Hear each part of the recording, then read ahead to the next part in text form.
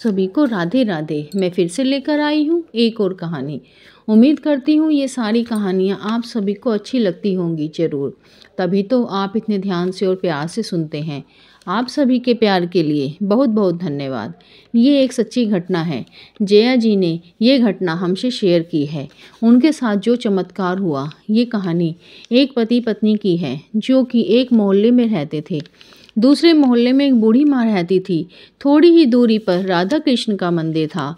मंदिर का रास्ता उस मोहल्ले से होकर गुजरता था जिस मोहल्ले में ये पति पत्नी रहते थे।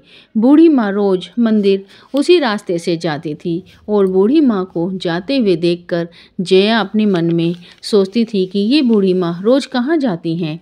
एक दिन जया बाहर आंगन में बैठी हुई थी। जया ने जब बूढ़ी माँ को आते हुए देखा तो पूछा कि माताजी आप रोज़ कहाँ जाती हो? तो बूढ़ी माँ ने कहा, बेटी मैं तो रोज़ राधे कृष्ण जी के मंदिर जाती हूँ। क्या बेटी तुम्हारा मन नहीं करता मंदिर जाने का? जया बोली, माँ जी मन तो बहुत करता है मगर वक्त ही नहीं मिलता। बूढ़ी माँ जया से बोली कि बेटी वक्त तो निकालना पड़ता है, भगवान के लिए भी वक्त नहीं मिलता, ये तो गलत बात है। जो पूरी दुनिया को चलाता है, हमारे सारे काम बनाता है, हमेशा हमारे साथ रहता है, उसके लिए हमें थोड़ा वक्त तो निकालना ही चाहिए। जया बोली, ठीक है माता जी। फिर माता जी बोली कि ऐसा कर, जब मैं कल जाऊंगी ना तो तुम तैयार रहना, मैं तेरे को लेकर चलूंगी। मेरे साथ चलेगी ना मंदिर?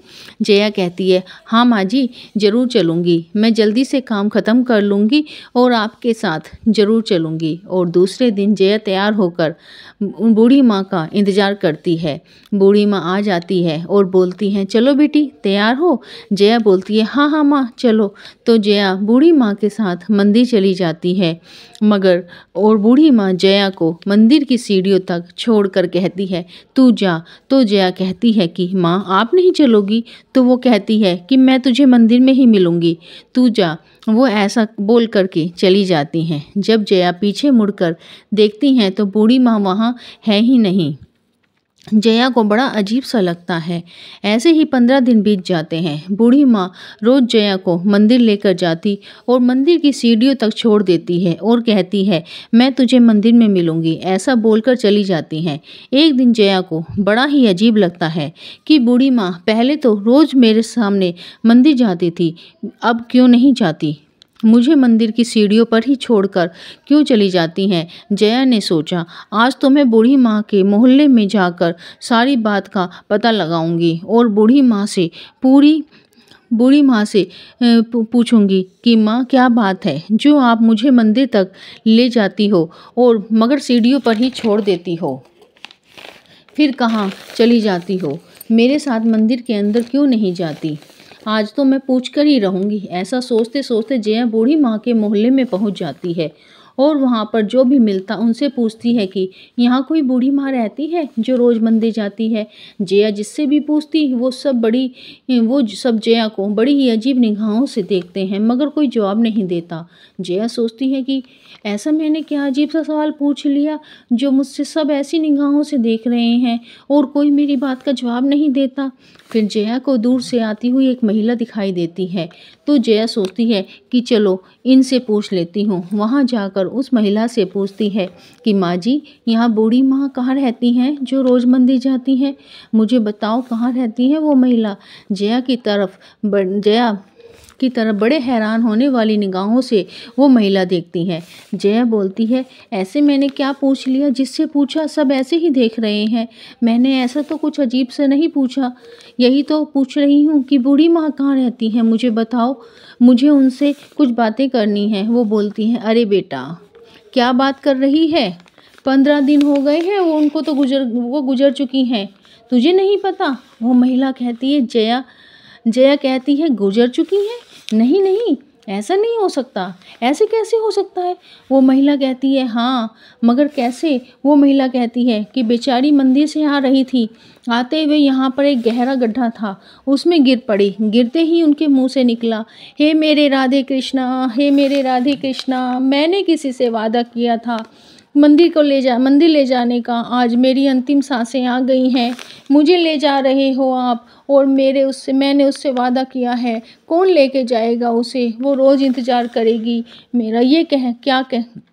ये कह रहे हो, ये क्या कर रहे हो राधे कृष्णा। ये कहते कहते वो चली गई, गुजर गई। जया वहीं पर स्तंभ सी खड़ी रह गई और आंखों से झरझर आंसू बहने लगे उसके। और वो कहती है, नहीं ऐसा नहीं हो सकता, ऐसा नहीं हो सकता। वो दौड़ती हुई राधा कृष्ण के मंदिर को जाती है और वहाँ जाकर राधा कृष्ण के सामने खड़ी हो जाती है और कहती है कि ऐसा नहीं, ऐसा कैसे, मेरी बूढ़ी माँ कहाँ गई, मेरी बूढ़ी माँ कहाँ गई। जया इधर उधर मंदिर में ढूंढती है, आवाज़ें लगाती है, बूढ़ी माँ कहाँ हो। फिर जया राधा कृष्ण के सामने खड़ी हो जाती है और बोलती है कि नहीं नहीं राधे कृष्ण जी, ये क्या कर दिया, मुझे बुलाने के लिए माँ को ले गए। नहीं, ऐसा नहीं, ऐसी भक्ति नहीं चाहिए मुझे। तभी एक चमत्कार होता है, राधा रानी के चेहरे में जया को उसी बूढ़ी माँ का चेहरा दिखाई देता है। जया कहती है, नहीं नहीं ऐसा नहीं, शायद मेरी आंखों में पानी है, शायद मुझे धुंधली शक्ल दिखाई दे रही है। अपने हाथों से अपने आंखों को पोंछती है, फिर चेहरा देखती है तो जया को राधा रानी की मूर्ति में बूढ़ी माँ दिखाई देती हैं। और बूढ़ी माँ को देख कर कहती है कि तू आ गई ना, मैंने कहा था ना कि तू जा, मैं तुझे मंदिर में मिलूँगी। और देख, मैं मंदिर में ही हूँ, मैंने कहा था ना कि आएगी तो मैं मंदिर में मिलूँगी, इसलिए मैं तुझे सीढ़ी पर छोड़ देती थी, क्योंकि मैं तो सामने ही थी, मगर तू मुझे देख नहीं पाई। मगर तेरे मन में अब भक्ति की जोत जग गई है और तेरे मन में ये भाव आए हैं, तेरा मन शुद्ध है। राधे कृष्ण तुझसे बहुत खुश हैं, आज तेरी भक्ति में ही सब कुछ है, इसीलिए मैंने तुझे दर्शन दिए हैं। मैं हमेशा तेरे साथ रहूँगी, तू हमेशा मंदिर में आना। राधा रानी ने जया के मन में अपनी भक्ति की ज्योत जगा दी है। अब दोनों पति पत्नी रोज़ मंदिर जाते हैं। राधे कृष्ण हम सब पर अपनी कृपा यूं ही बरसाते रहें। अगर आपको ये कहानी अच्छी लगे तो कमेंट में राधे राधे ज़रूर लिखना, लाइक सब्सक्राइब करना अगर अच्छी लगे तो। अगर आपके पास भी कोई कहानी हो कान्हा जी से जुड़ी हुई हो तो आपकी कहानी भी मैं डाल सकती हूँ। फिर मिलेंगे एक और नई कहानी के साथ। राधे राधे।